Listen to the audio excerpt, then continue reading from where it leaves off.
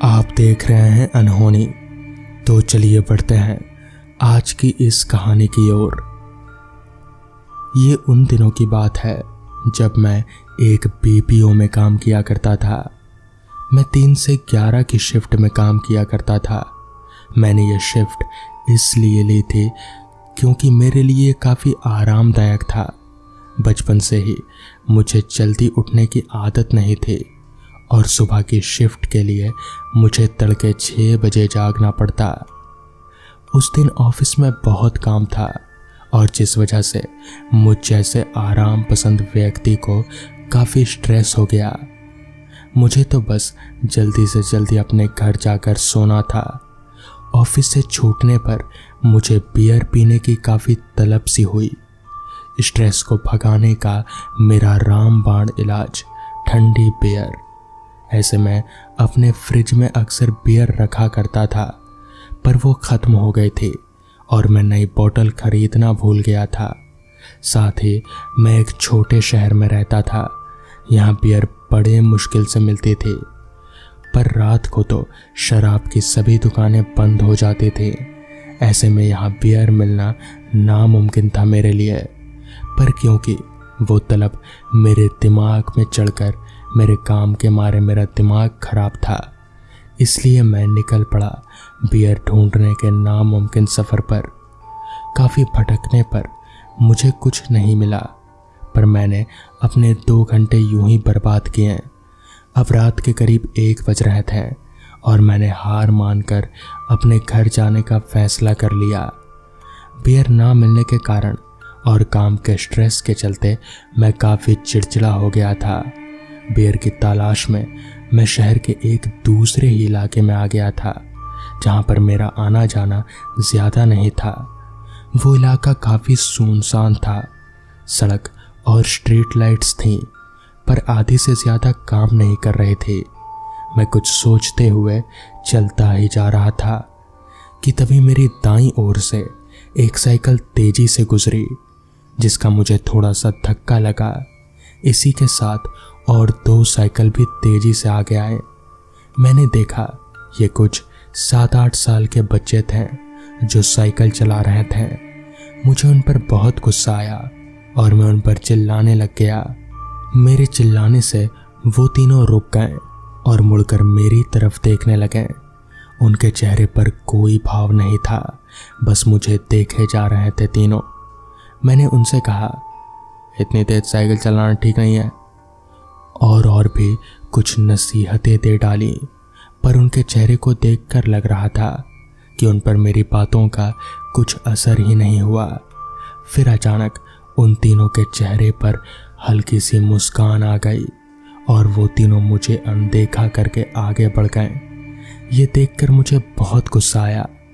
मैंने गुस्से में पास पड़ा एक पत्थर उठाया और उनको गालियां देते हुए उन पर फेंक दिया। पत्थर उन्हें लगा तो नहीं, पर फिर भी उन्होंने अपनी साइकिल रोकी और मेरी तरफ पलट कर देखा। इस बार उनके चेहरे पर काफ़ी गुस्सा था। फिर एकाएक उनमें से एक लड़का गरज कर बोला, अगर तेरे में हिम्मत है तो तू इधर ही रुक, अभी बुला कर लाता हूँ मेरे बाप को, काट कर रख देगा तुझे। मैं भी तैश में आकर बोला, चाह पे पिद्दी, जिसको बुला कर लाना बुला, मैं यहीं खड़ा हूँ। ये सुनते ही तीनों ज़ोरों से हंसने लगे और तेज़ी से अपनी साइकिल चलाकर निकल गए। वैसे मुझे किसी से लड़ाई झगड़ा नहीं करना था, पर जिस तरह से वो लड़का बोल रहा था उससे तो यही लग रहा था कि उसका बाप कोई गुंडा ही होगा, और ऐसे लोग जान से भी मार जाते हैं। पर उस दिन मेरा दिमाग ठिकाने पर था ही कहाँ। भले ही मुझे डर लग रहा था, पर फिर भी मैं वहाँ खड़ा रहा।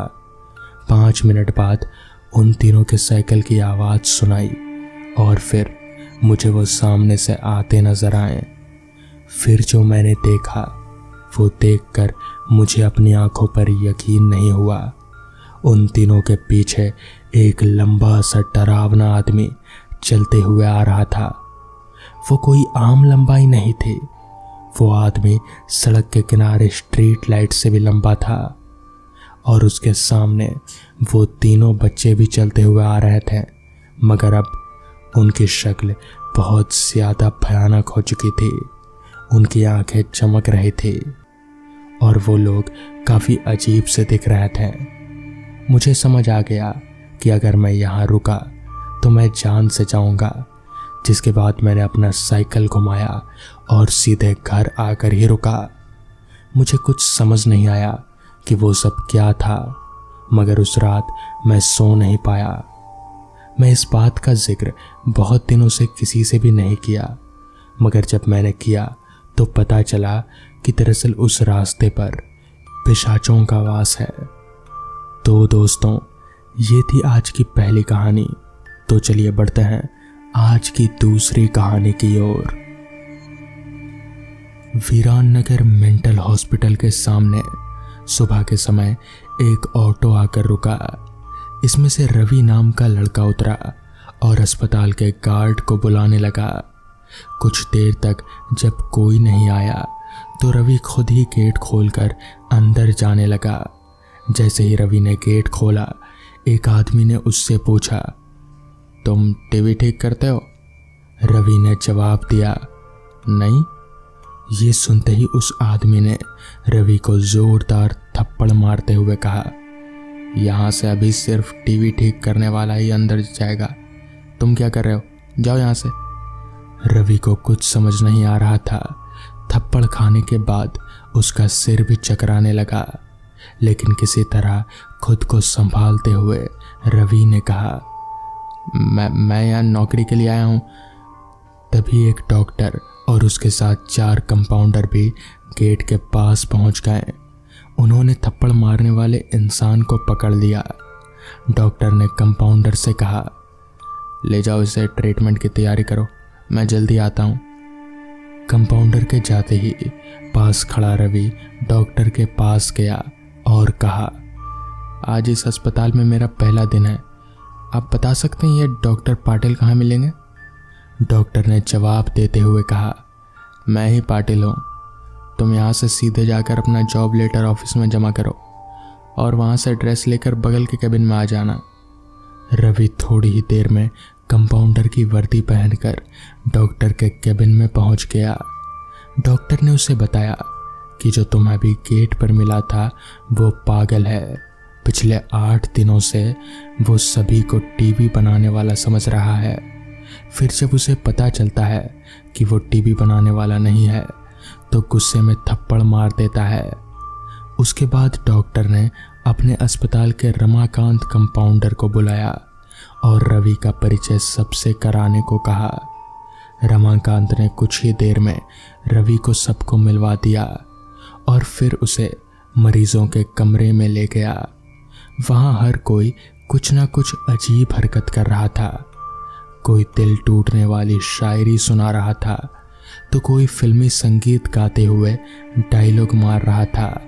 सभी मरीजों को दिखाते हुए रमाकांत ने रवि से कहा, आज के बाद तुम्हें इन मरीजों को सारी चीज़ों को झेलना होगा।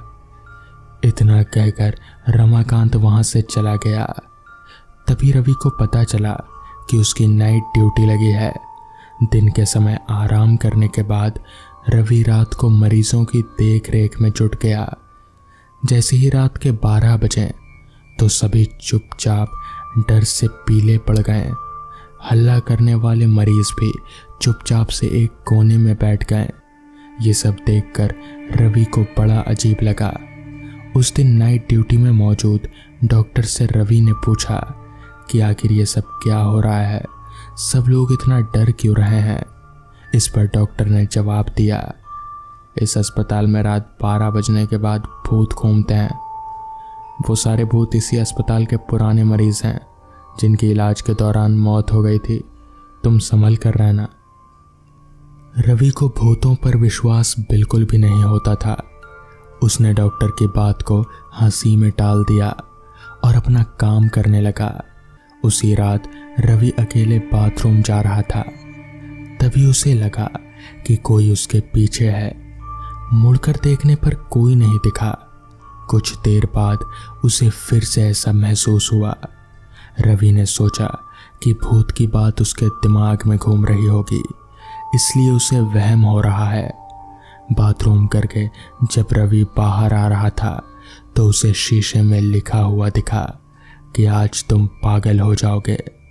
रवि को लगा कि कोई उसके साथ मजाक कर रहा है, इसलिए उसने इस बात पर गौर नहीं किया और अपने काम पर लग गया। कुछ देर बाद रवि को एक तेज चीख सुनाई दी। वो दौड़ते हुए पागलों की तरह उस आवाज़ की ओर गया। जैसे ही रवि वहां पहुंचा तो एक पागल ने दरवाज़ा अंदर से बंद कर दिया। किसी तरह से रवि उस दरवाजे को खुलवाया। दरवाज़ा खुलते ही उस पागल ने रवि को हवा में उछाल कर गिरा दिया। रवि इतनी ज़ोर से गिरा कि उसकी पीठ में बहुत गहरी चोट लग गई। तभी एक जोर की हंसी रवि को सुनाई दी। वही पागल हंसते हुए बोल रहा था, मैंने कहा था ना आज तो पागल हो जाएगा। रवि ने गुस्से में झल्लाते हुए कहा, पागल आदमी, ये तूने क्या किया? रुक, अभी तुझे बिजली का झटका देता हूँ। इस पर उस पागल ने जवाब दिया, अस्पताल में मिलने वाले बिजली के झटके से ही तो मेरी मौत हुई थी। अब तो क्या मुझे शौक देगा? अब मुझे इनका डर नहीं। इतना कहते ही उस पागल भूत ने रवि को एक हाथ से पकड़ा और दूसरा हाथ स्विच बोर्ड में डाल दिया। इस तरह से रवि को बिजली का इतना तेज झटका दिया कि उसकी चीखों से पूरा अस्पताल गूंज उठा। रवि की आवाज़ सुनकर अस्पताल में मौजूद नाइट स्टाफ दौड़ते हुए उस कमरे की तरफ आए। सबको वहां रवि बेहोशी की हालत में मिला। तुरंत रवि को मरीजों के बेड पर लेटाया गया। उस दिन से रवि की दिमागी हालत खराब है। अब रवि अपने आप को उस अस्पताल का डॉक्टर समझता है। अपनी पागल स्थिति में डॉक्टर बनने के वहम के चलते रवि ने ब्लेड से अब तक कई लोगों के पेट काट दिए हैं। हर रात उस भूतिया अस्पताल में से रवि की तरह ही चीखनों की आवाज़ें आती हैं और किसी न किसी को वो भूत रवि की तरह पटक देता है। ये चीखने की आवाज़ हमेशा उसी समय आती है जब रवि को बिजली के झटके दिए जाते हैं। तो दोस्तों, ये थी आज की पहली कहानी। तो चलिए बढ़ते हैं आज की दूसरी कहानी की ओर। ऑटो से उतरने के बाद मैं भागता हुआ स्टेशन में दाखिल हुआ। सीढ़ियां चढ़कर उतरकर जब तक मैं प्लेटफॉर्म नंबर 4 पर पहुंचा तब तक मेरी ट्रेन आधा प्लेटफॉर्म छोड़ चुकी थी। मैंने दौड़कर ट्रेन पकड़ने की एक आखिरी कोशिश भी की, मगर उसका कोई फायदा नहीं हुआ। अब मेरे पास सिवाय यहाँ पर रात गुजारने के और कोई चारा नहीं था, क्योंकि मेरे घर की तरफ जाने वाली ये आखिरी ट्रेन थी। थका हारा मैं प्लेटफॉर्म में लगी एक बेंच पर बैठ गया और जोर जोर से हांफने लगा। तब रात के 8:30 बज रहे थे और ठंड का आलम तो ये था कि मेरे हांफते वक्त मुंह से धुआं निकल रहा था। अब मैं इस सोच में पड़ गया कि आगे क्या करूंगा। दरअसल मैं यहाँ यानी इस पतालपुर गांव में किसी काम के सिलसिले से आया था। काम निपटाते निपटाते रात हो गई और अभी कुछ देर पहले आखिरी ट्रेन भी छूट गई। एक बार को तो मैंने सोचा यहीं इसी बेंच पर लेटकर किसी तरह से रात कटा देता हूं, मगर तभी एक तेज ठंडी हवा के झोंके ने मुझे ये एहसास करवा दिया कि मैं ऐसा नहीं कर सकता। और तो और वो स्टेशन इतना छोटा था कि उसमें कोई वेटिंग रूम भी नहीं था। ये तो पक्का था कि मैं स्टेशन में नहीं रुकने वाला। लिहाजा मैं स्टेशन से बाहर निकलकर आसपास कुछ ढूंढने लगा, कोई ऐसी जगह जहां मैं रात भर बिना किसी तकलीफ के सो सकूं। मगर मेरे आसपास मुझे खाली रास्ता और बंद दुकानें ही नजर आ रही थी। कोहरे ने चारों तरफ अपना पैर जमाना शुरू कर दिया था। अभी मैं आगे के बारे में सोच ही रहा था कि तभी मुझे मेरे कंधों पर पीछे की तरफ से किसी का ठंडा हाथ महसूस हुआ। मैं चौंकते हुए तुरंत पीछे पलटा तो पाया कि ठीक मेरे पीछे मेरी ही उम्र का एक आदमी खड़ा है। इससे पहले कि मैं कुछ बोलता उस आदमी ने ही कहा, यहाँ कोई होटल नहीं मिलेगा। उस आदमी के मुंह से ये सुनकर मैं काफी हैरान हुआ कि आखिर इस आदमी को पता कैसे चल गया कि मैं होटल ढूंढ रहा हूं। खैर, मैंने उस आदमी से कहा, हाँ, पर आपको कैसे पता चला कि मैं होटल खोज रहा हूं? इस पर वो आदमी बोला, मुझे सब पता चल जाता है। हालांकि होटल तो नहीं, पर एक जगह है जहां आप रात गुजार सकते हैं। मैं आपको ले चलता हूं उस जगह पर। चूंकि उस वक्त मेरे पास दूसरा कोई चारा नहीं था, इसलिए मैं उस आदमी के साथ चलने को तैयार हो गया। जिसके बाद वो आदमी मुझे एक रास्ते पर कहीं ले जाने लगा। वो रास्ता मेरे लिए बिल्कुल अनजान था। रास्ते के अगल बगल सिर्फ घने लंबे पेड़ और जंगल ही नजर आ रहे थे। बाकी ना तो कोई घर था और ना ही कोई दुकान।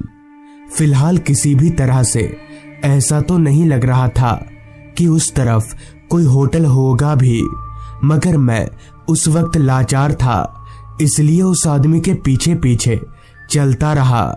कुछ देर ऐसे ही चलते रहने के बाद रास्ते से थोड़ा हटकर मुझे एक 2 मंजिला इमारत नजर आने लगी।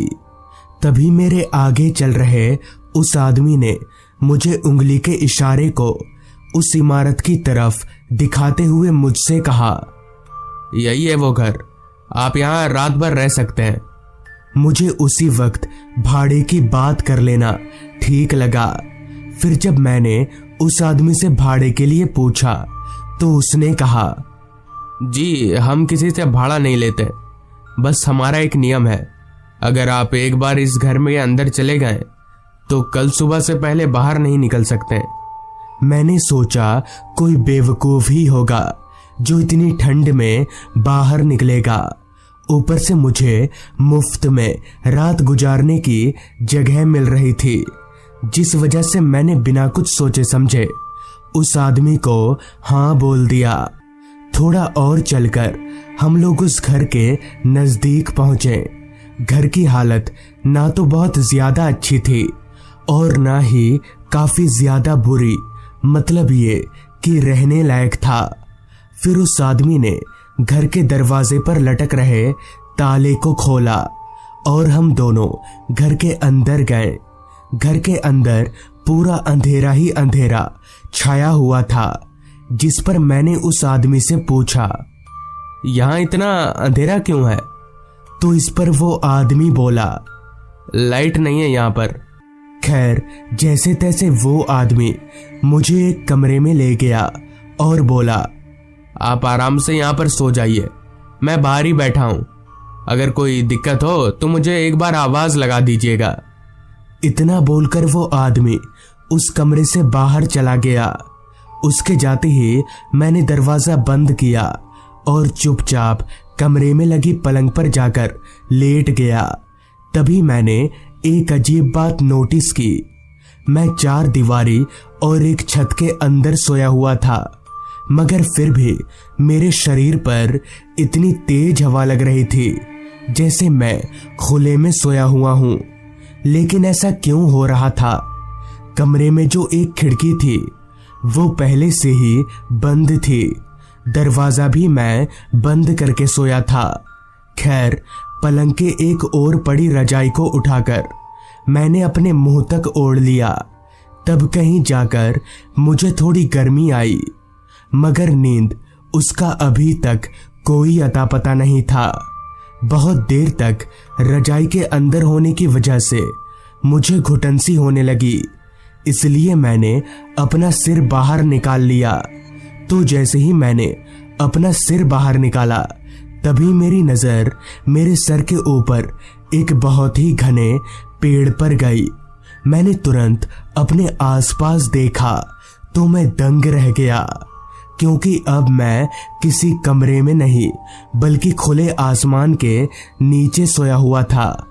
तभी मैंने महसूस किया कि मैं किसी पलंग पर नहीं बल्कि एक मिट्टी के टीले पर लेटा हुआ हूं।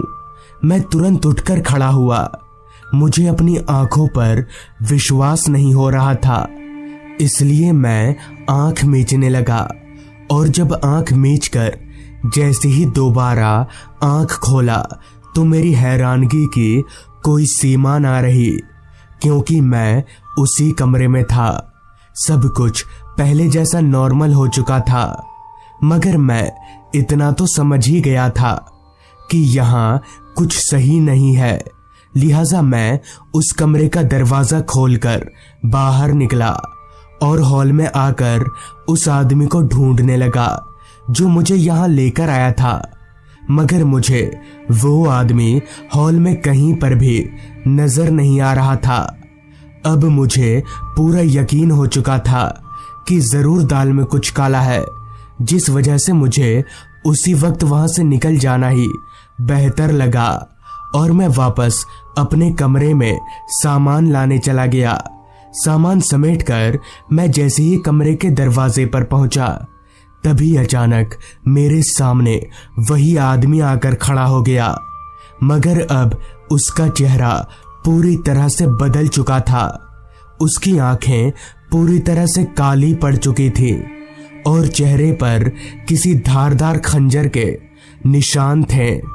उस आदमी के हाथ में भी एक धारदार खंजर था और वो लगातार मेरी ओर बढ़े आ रहा था। मुझे समझ नहीं आ रहा था कि अब क्या करना चाहिए। उस वक्त पर मेरा दिमाग पूरी तरह से ब्लैंक हो चुका था, मगर तभी मेरी नजर उस कमरे में लगी कांच की खिड़की पर गई। उस खिड़की में किसी भी तरह की कोई रेलिंग नहीं थी। मैं तुरंत उस खिड़की की ओर भागा और खिड़की खोलकर तुरंत नीचे कूद गया। हालांकि थोड़ी बहुत चोटें आई, मगर उस वक्त मेरे पास उतना वक्त नहीं था कि मैं बैठकर चोट सहलाऊं। लिहाजा मैंने वहां से दौड़ लगा दी। भागते वक्त मैंने एक दफा पीछे पलटकर भी देखा, लेकिन वहां ना तो वो घर था और ना ही वो आदमी। दौड़ते दौड़ते मैं सीधे स्टेशन पहुंचा। पूरी रात किसी तरह से स्टेशन में ही गुजार दी। हालांकि मुझे तब भी डर लग ही रहा था कि कहीं वो आदमी यहाँ फिर से ना आ जाए, इसलिए मैं स्टेशन मास्टर के कमरे में चला गया। वहां जाकर मैंने स्टेशन मास्टर को सारी बात बता दी, जिस पर उन्होंने बताया कि वो आदमी एक चोर हुआ करता था। लोगों को इस तरह से लूटना उसका काम था और वो अपने इस काम को उसी जगह पर अंजाम देता था। मगर एक दिन उस चोर का पाला किसी गलत आदमी से पड़ गया। उस मुसाफिर ने उस चोर को जान से मार डाला। तब से उसी की आत्मा भटकती है। हालांकि अब भी वो आत्मा लोगों को उसी जगह पर ले जाती है, मगर लूटने के इरादे से नहीं, बल्कि उन्हें जान से मार डालने के इरादे से। तो दोस्तों, ये थी आज की कहानी। अगर आपको ये कहानी अच्छी लगी हो तो चैनल को जरूर सब्सक्राइब कर लें। तो मैं आपका दोस्त आर्यन जल्द ही मिलूंगा आपसे ऐसी ही एक कहानी के साथ।